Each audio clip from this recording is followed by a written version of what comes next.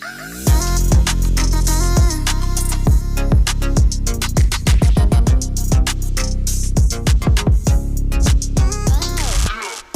to the For Everyday Disciples podcast, where we share the good news of how much God loves us, how we respond in love to Him, and how we reflect His love to our neighbors. Hi, friends, and welcome to the For Everyday Disciples podcast by Wayfinders. I'm Giles. And I'm Alison. So welcome back to us for all four of you, probably, who are listening to this podcast. You may have noticed that we actually missed a week in there.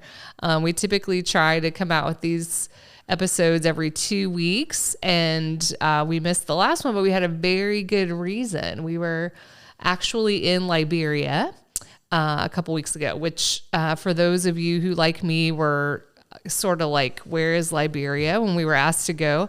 It is in Africa. It's on the western coast of Africa.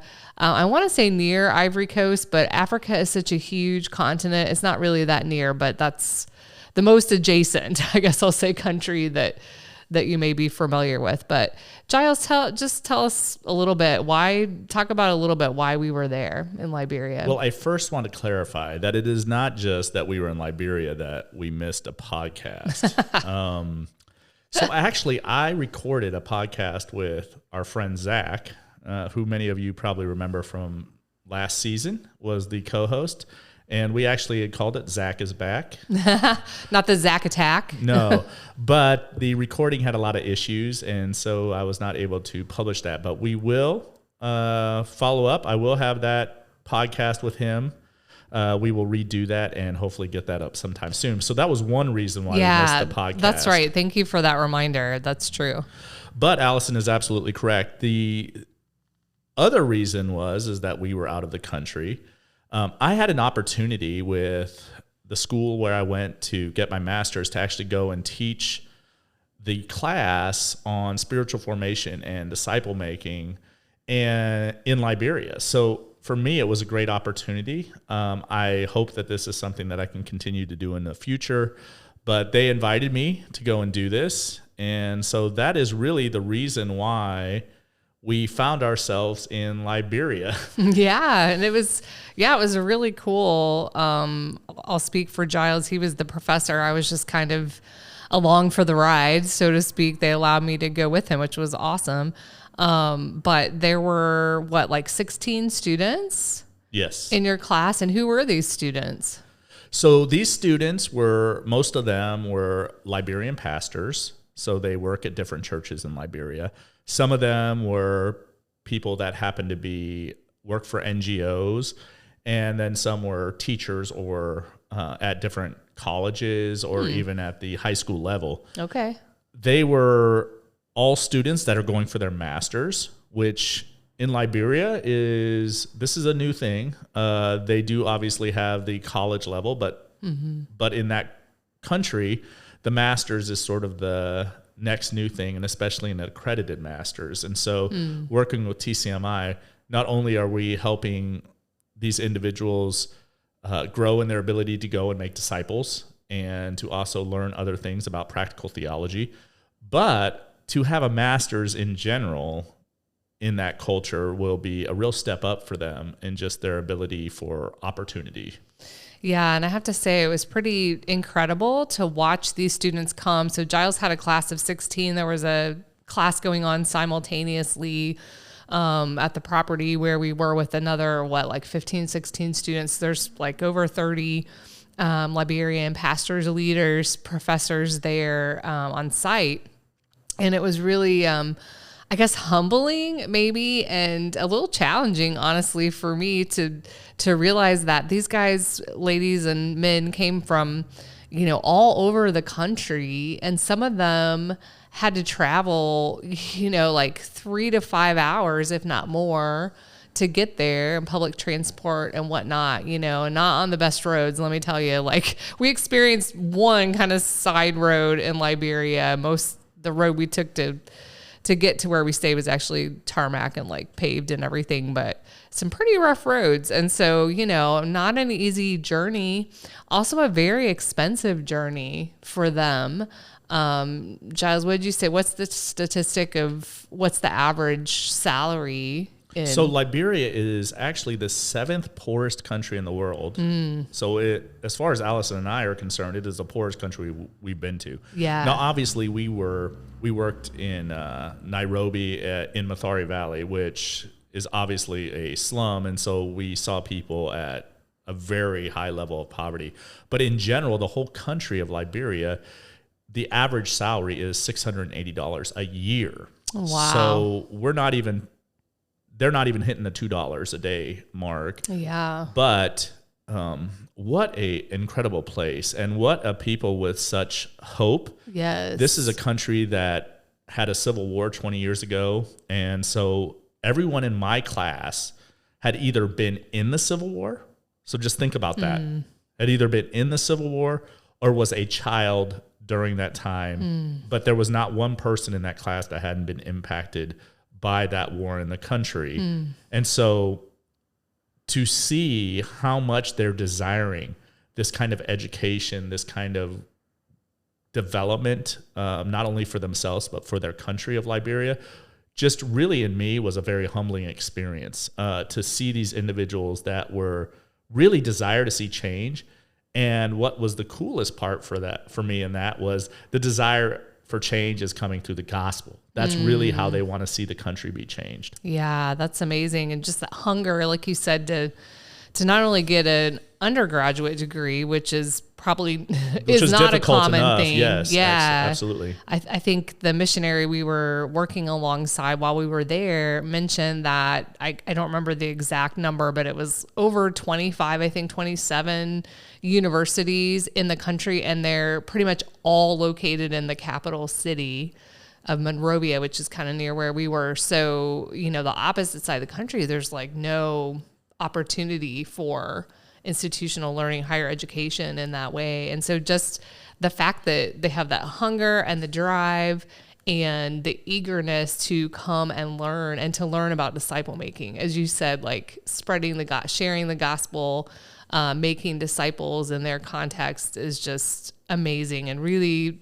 a challenge, honestly, to us in this country, right? When we have so much access to education and information and, opportunities to learn and to learn how to share the gospel effectively and to make disciples and all that. So yeah, super challenging, I think. Well, and it was obviously very intimidating for me. I mean, if we're talking about, I don't actually teach very often. I obviously years and years ago had an education degree, but never to teach at this level. So that was obviously very, in a lot of ways, intimidating for me.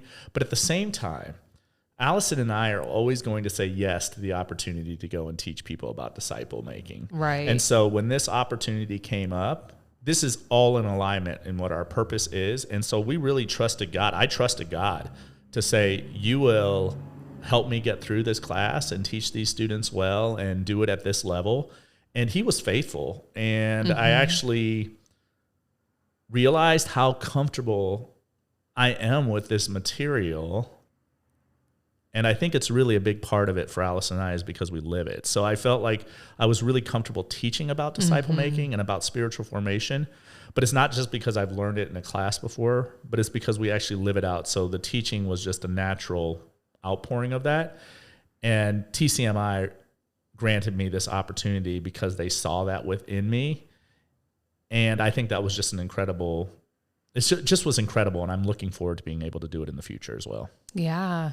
So if you think about, kind of what you taught, and I mean, beyond maybe methodology, maybe just in general, how is disciple making different cross-culturally, or is it like when you're sharing kind of the how-to or what it is, or did you have to contextualize it in certain ways, or how is it kind of different than, teaching folks here how to make disciples? Well, there's always different dynamics.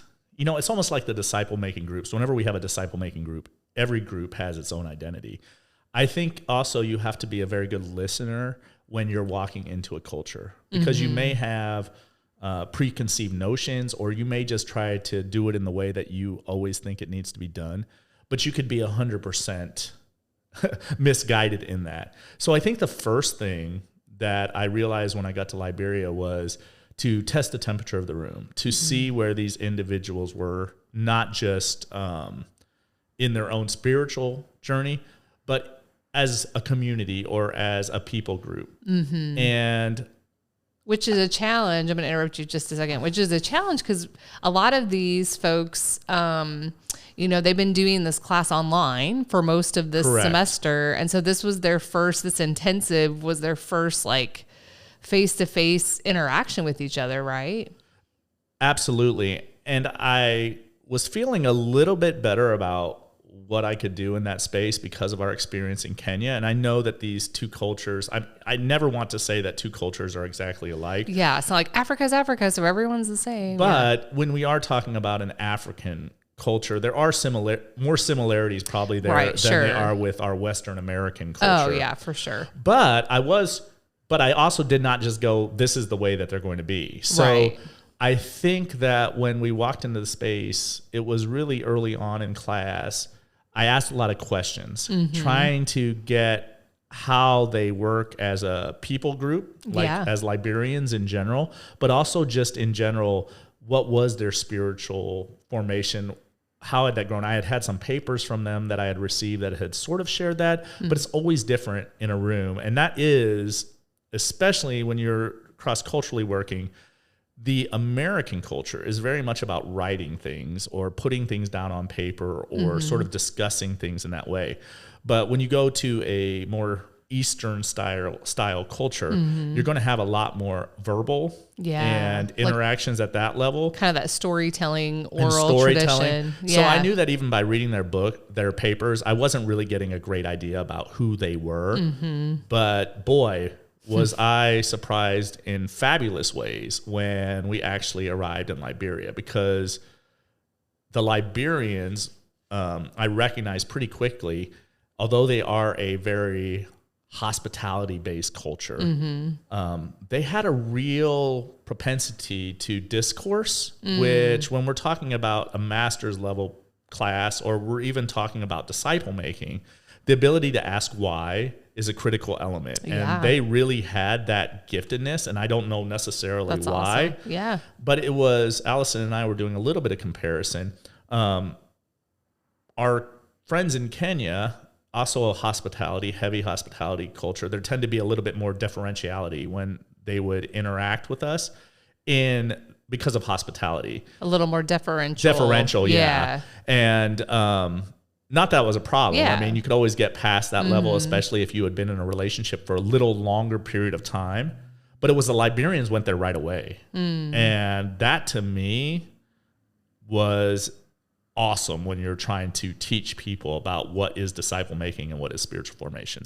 Yeah, I can see just listening to you and my own interaction with the students, just how many layers, right, of differences there could be between the cultures, like even, in hierarchy or levels of authority or taking authority from someone, an elder versus a younger person, like just there's all of those kind of dynamics at play. But vulnerability is a huge component, to disciple making and to discipleship. And so talk a little bit about that, of what you experienced.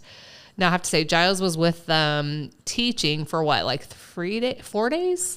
4 days. 4 days. So it's not like probably day one this happened, right? But talk a little bit about that progression and creating a safe space and leading them into vulnerability in a different culture. Well, I love that term that you just used, safe space, because that is a critical element of disciple making, right? And again, I'm teaching a class, right? I'm teaching a class, but I take the same methodology that I use in disciple making, and I even explain this to the professor I was working with, and I'm going to teach it in this way, the way that I teach disciple making, like the way that I do my disciple making groups. Right. And so I think that we create that kind of space by first me being vulnerable myself. And so I did the same thing in that culture. I shared my testimony. I shared my own struggles. I shared aspects of who I was. I shared vulnerabilities about myself. I think that immediately allowed them to begin feeling like they were in a safe space where even though some of them were in these higher positions, I'll even say in the churches, Yeah. one guy was a bishop, of several churches. Those individuals felt that they could be vulnerable in that space as well. So I think it was realizing like we have to lead in vulnerability if we expect others to be vulnerable. Because I think that when we're talking today, Alison and I are obviously sharing about our experience in Liberia and what our experience was there. But if we're talking about being the everyday disciple, the everyday person that is discipling other people, you have to always be aware that you are walking into a foreign culture, whether that be in your workplace, whether that even be in your home. And so you have to listen well, right? You have to put yourself in a position of being vulnerable to those around you. You have to be able to share hard truths, because that was also a part of the experience of this class. And we'll share a little bit about that in a little bit. But you have to be able to do these. It's very obvious when you fly halfway around the world that this is how you're going to have to enter a space. But do we think about that on a daily basis, that we're always entering into spaces? That's sort of a cross-cultural. That's going to be a cross-cultural potentially experience or countercultural for a believer. That there's very likely you're going to have people that have very different beliefs than you. Yeah. Very different behaviors or actions than you, have grown up in different kind of households than you. No, that's a good point. So how are we being receptive and having eyes to see and ears to hear in those environments? And I felt that that's why I was able to create a safe space in that room, to create vulnerability, which they actually were really great at, but to create that space where they felt that they could be vulnerable, because it was listening first, sharing myself by leading by example, and then them trusting and feeling like they could do the same. Right. It's really no different in our humanness, right? That we want to be heard, we want to belong. And so just that, like you said, giving permission by modeling it is the same. I think that's universally the same, whether it's maybe the level of comfort could be different in a culture that, like you said, is potentially more hierarchical or not used to sharing of themselves in that way. That could be a difference. But I love that just common thread of listening to people's stories. And like you said, we should do that here. I mean, it's no different here. There's an intentionality, as you said, that comes with stepping into a different culture where that it's, it's in your face that it's a different culture, right? It's obvious.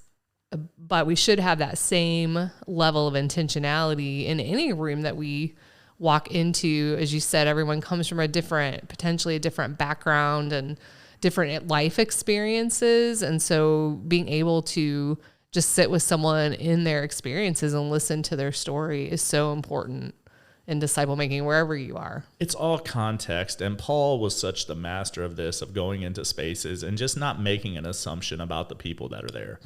Right. I think it's, first of all, you got to do your research. We tried to learn a little bit about Liberia and the people of Liberia. Of course, they surprised us in many ways. But that's critical. You got to do research about people. You got to have some kind of knowledge.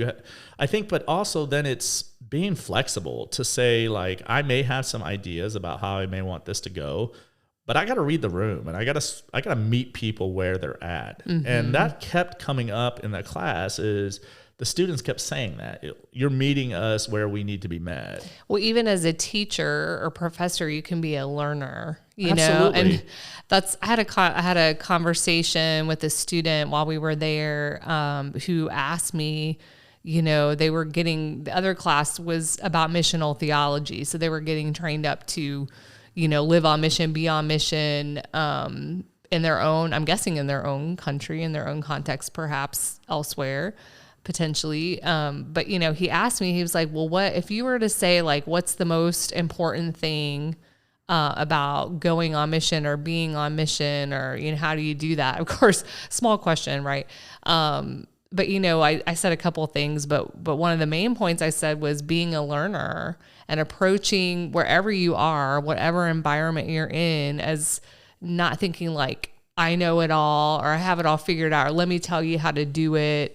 Let me tell you how to live this out in a certain way, right? That's that's contextual really to our culture, but just to be able to learn what is your culture about? Like, what is your experience? What is your life experience? What is your story? You know, not just making assumptions or presuming things. And he was like, what do you mean by that? You know? And so I explained a little more, but it was interesting, his question of what do you mean by that? Because I was then talking to someone back here who is getting ready to lead a short-term mission trip. And she's talking about, you know, preparing the people going on the trip to have this attitude of being a learner. And she had some ideas of teaching some things ahead of time and things like that. And I said, you know, it's funny that we have to like teach people to be a learner and have that attitude here and get them thinking in that respect. Whereas this guy, I think when he was asking the question, what do you mean by being a learner? I think he didn't know because they already live it. You know, it's such a relational culture.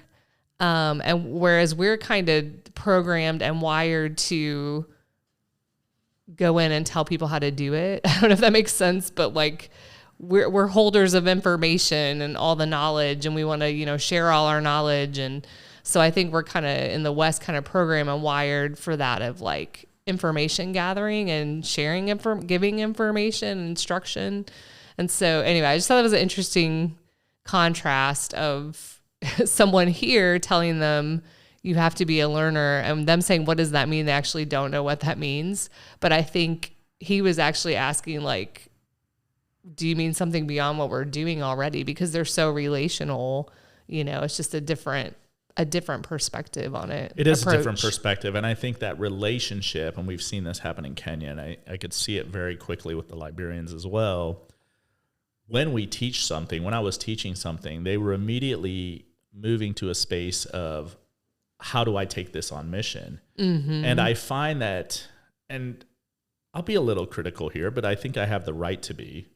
I find that culturally here in the U.S., there is so much preparation or thought of how do I do something, and so little action often, that people are constantly learning things, but to get them actually activated on mission really is a hard step for them. Mm-hmm. But if you live in a culture that is so much about community, right, they're always thinking about their neighbor one way or another whenever you're talking to them. They're like, well, how am I going to live this out in the community in which I live? Mm-hmm. So even when we were talking about disciple making, they were immediately like, how do I take this and start doing this right now? And cool. There was almost a sense of no fear and a boldness to it. But I think it's because it's just how they live life. I realized being in a country, again, that had gone through a civil war, these people didn't play games. It was like, you know what? We're going to ask you the difficult why questions because we don't play games. We're going to ask how to take this and put it into mission because we're used to taking risk and living in a concept of day by day. We don't play games. Right. And so they aren't getting caught up in their head about like, well, what are all the fine pieces that I have to have together before I can take a step? They're just like, we'll take a step and we're going to trust God after that. And I think for me, even if I'm teaching a class, I'm learning from them because their ability to move to action, you know, it sort of embarrasses me that I'm sitting there and I'm like, man, I don't know if I can move to action the same kind of speed that you guys do, but I want to learn from you. How does that work in that way? And I think their level of trust, their level of trust in God, because they have seen man fail miserably, I think is the reason that they do it. And so what can I learn as a believer as I'm sitting in that space from my brothers and sisters who are living halfway across the world? Even if I'm teaching a class, I'm learning from them because of their ability to be able to do that. Yeah, and sounds like definitely they're learners, right? And have that posture of a learner and, like you said, them putting it into action. So with that, what were kind of the nature of, like, I know you engaged in a lot of, like you said, discussion. It wasn't so much like lecture style teaching. And it sounds like they did ask a lot of questions and have a lot of comments. And so what were their questions or concerns about disciple making? Did you find it was different than what you would hear here? Or was there something that stood out as far as what they were wrestling with or wanting to know? Or I think they realized pretty quickly that disciple making in its very nature, even culturally there, was going to immediately create potential conflict. And so a lot of the questions were related to, when I try this, and I think that this may be something I face, right? It could be something they face even in the village that they're from, or it could be even in the churches that they are part of. I think that it had a quick recognition of, this is something different. This is something that is different than maybe the way that we've done church. And so what do we do when we begin to face these kind of conflicts? Of course, they were less fearful, again, as I was putting before, because they're used to that in a way that they're not used to the easy road. And they're used to making sacrifice, and they're used to, they understand risk, but they quickly were wise to, when you begin to try to develop when disciple makers begin to create disciples who make disciples, you're going to create tensions in places where people are trying to grab power. And so whether that be government authorities, or whether that be pastors who want to have control, they were realizing this could be a problem. So that was a lot of their questions had to do with that. They did have questions too about how can you live if you're doing this? And so we had some good conversations about how, as a disciple maker, like financially. Yeah, as a disciple maker, they looked at me and they said, well, you've made decisions to pursue these things. Yeah. And I was very clear that, tent making and the ability for you to be able to support yourself, whether that be working at the church, if you have that job, or as a teacher, that doesn't limit you from being able to go and make disciples. Yeah. So I think they recognized that it's an awesome calling and it was something that they desired to do. But I think they also thought, this is going to take all my time.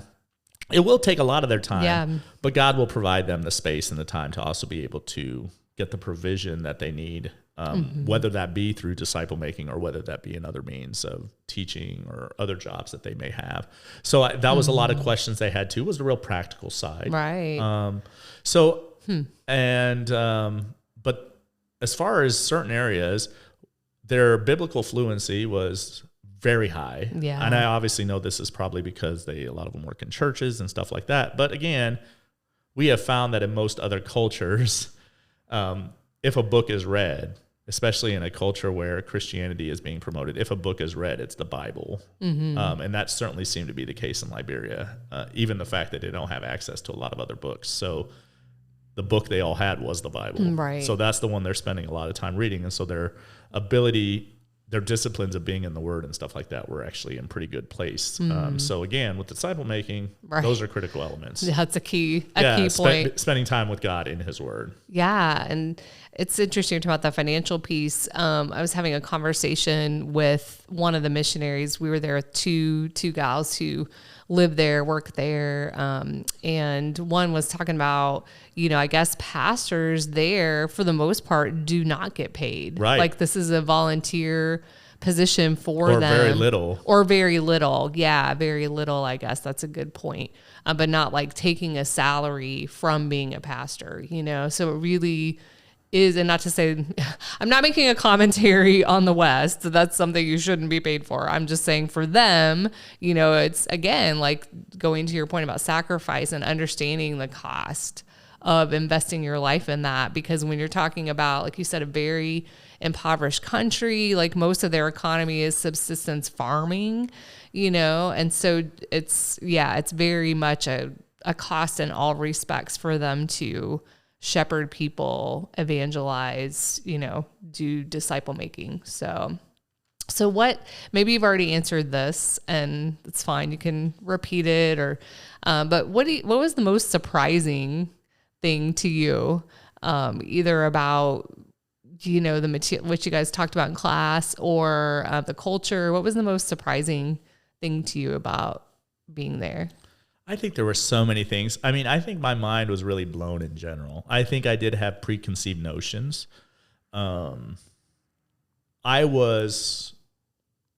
be honest, I was shocked at the level of discourse, at that Socratic level, their ability to navigate extremely complex issues. Yeah. I would actually say, and again, I'm trying to say this carefully, even in my own classes at TCM, I felt that we often didn't get to the levels that these guys were getting to with a lot of their questions. Wow. And so I felt that was, for me, it gave me such an encouragement and hope for what God is going to do in that country because of the type of people that are willing to really ask the hard questions. I think the other thing that surprised me was, and this always surprises me, I don't know why it does, but it always does, was the level of joy. Thinking about some of the past and that just the country, just as a difficult country to live in, their hope and joy was like through the roof. And I'm going to talk a little bit right now because I think it's a really good segue into it of, if you were going to ask me what were my biggest takeaways from my experience there, I think there's a couple.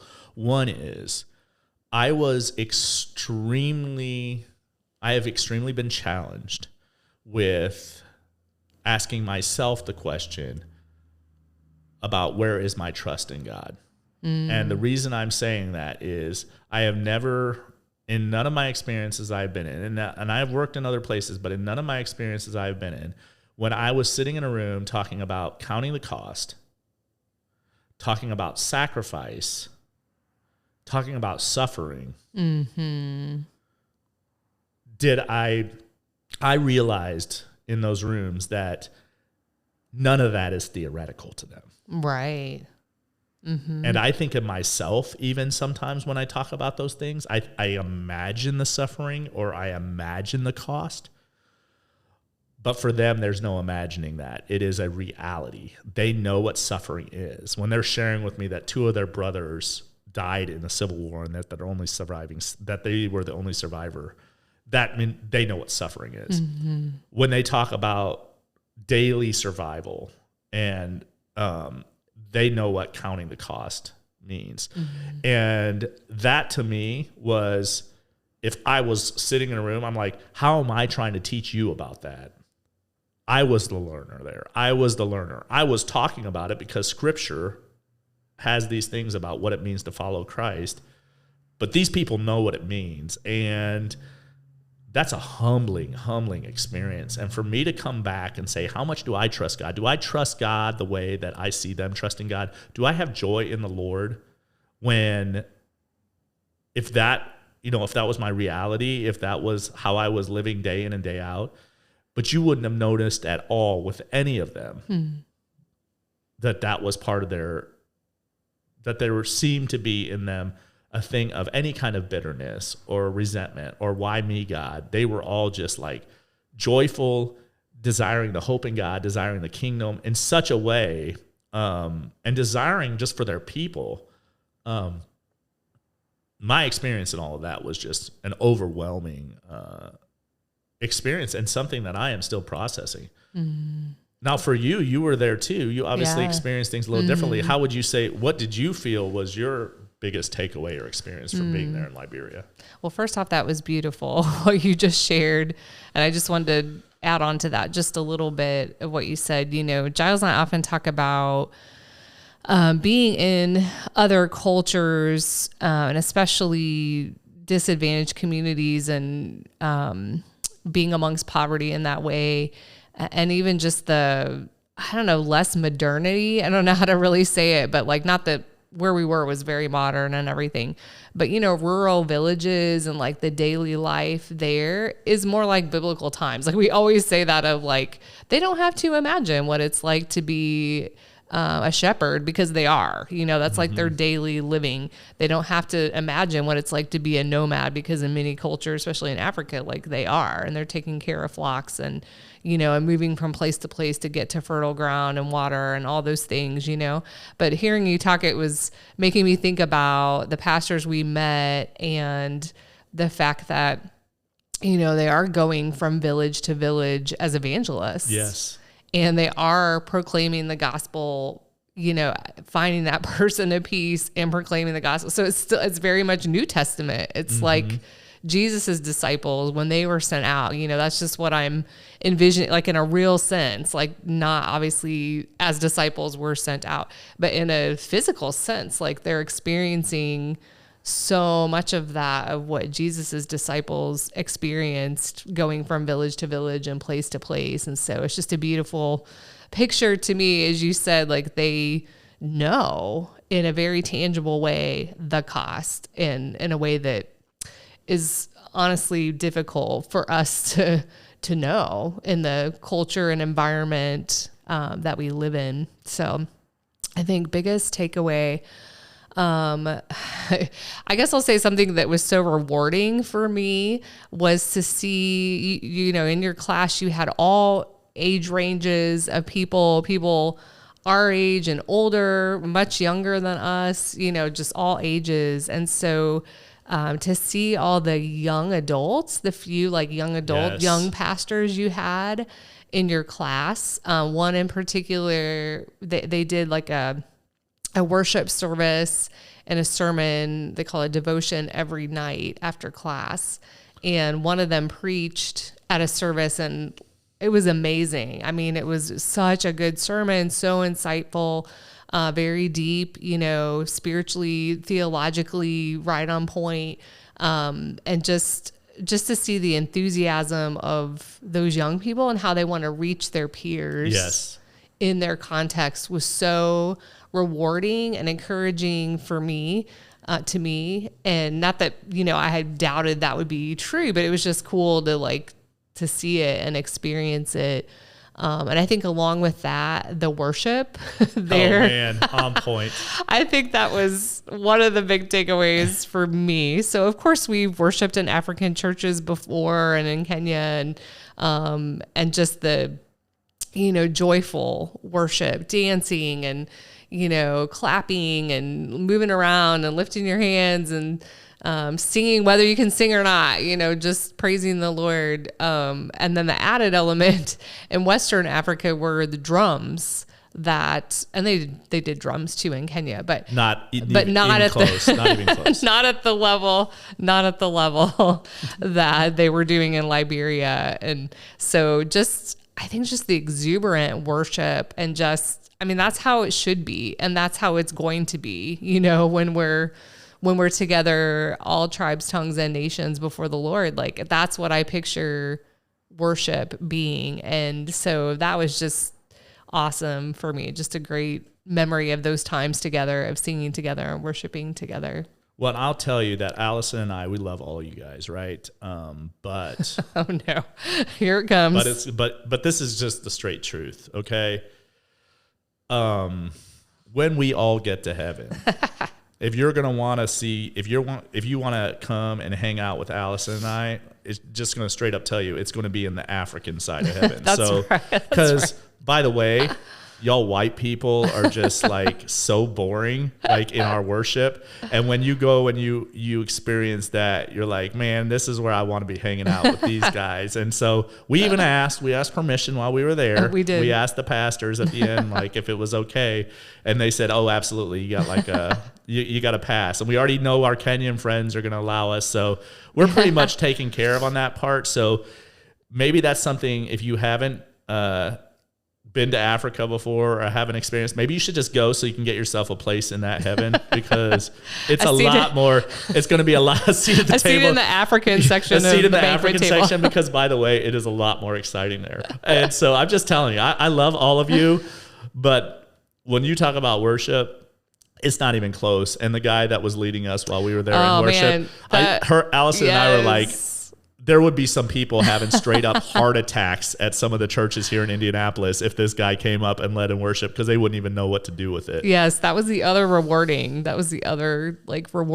aspect for me, or takeaway. Yes, was the worship pastor we got to spend the week with. He actually worked for the mission that we worked alongside. So he wasn't really there as a student, but he ended up helping out a lot and being part of the classes too. But Pastor Elisha, he was amazing.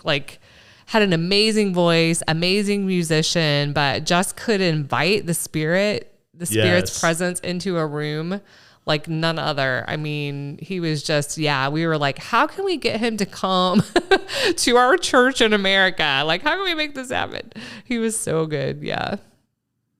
So, well, thank you for sharing today. Was there anything else you wanted to? I don't know. I've already offended, I'm sure, so many people. I don't know if there's anything to add. I would just say that going back to what I said earlier, if we're talking about the for everyday, being the for everyday disciple, let's just remember that, yes, it may become very apparent if you travel overseas or you go somewhere else or you're in a totally foreign culture. It may be very apparent that you're like, I need to listen to these people. I need to try to understand the culture. I need to determine the best way to share a message or what that might look like. But in our everyday here, we need to be doing the same thing. So I think we can take the same techniques of making sure you're listening well, that you're being humble, that you can be a learner yourself, that you do not make preconceived notions, and that you just set yourself up to allow the Spirit to be the teacher for you and trust that. But again, I think if we did that, I think we would have so many more opportunities to be sharing the gospel in so many different contexts of our lives. Yeah, that's a great way to conclude. So thank you all for joining us today, all four of you. And Allison keeps saying all four. We don't know if it's necessarily four. Maybe a little bit more than four. Yes, but whoever you are, we're happy to be on this. We love you, but we're not going to be in heaven with you. Yeah. Well, we will be in heaven with you, just not in the same section. Yes. No, but we absolutely love journeying with you in everyday discipleship.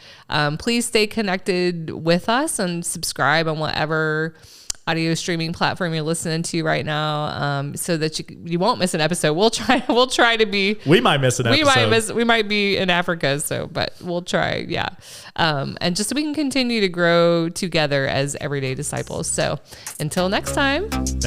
Bye.